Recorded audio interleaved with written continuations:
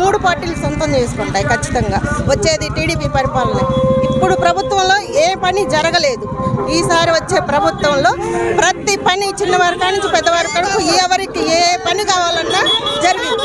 ఇప్పుడు వరకు పోలీస్ స్టేషన్లో సామాన్య మానవులకి ఏ ఒక్క పని అయినా జరిగింది అని చెప్పి వైసీపీ లీడర్లు ఎవరినైనా ఒక మాట చెప్పమనండి, మేము ఒప్పుకుంటాం.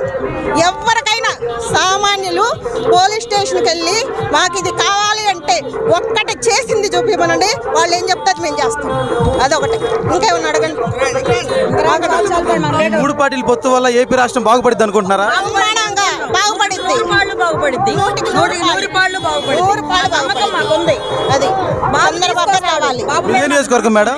మీదే నియోజకవర్గం? మీ ఇక్కడ మీ ఎమ్మెల్యే గారి పరిస్థితి ఏంటి మేడం? ఎట్లా ఉన్నారు ఏంటి? నరేంద్రే గెలుస్తాడు. ఆయన పరిపాలన ఎప్పుడు నిజాయితీగానే ఉంటది.